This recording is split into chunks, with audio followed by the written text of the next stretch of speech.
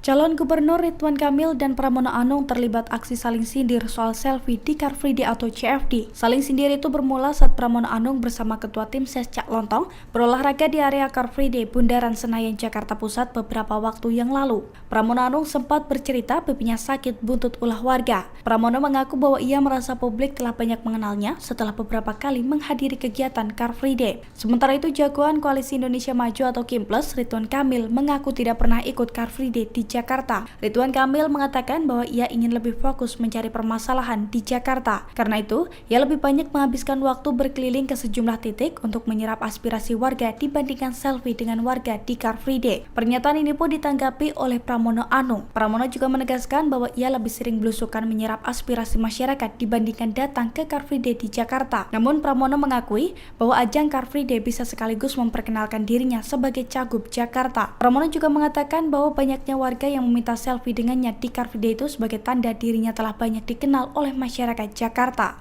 Download Tribun X sekarang, menghadirkan lokal menjadi Indonesia.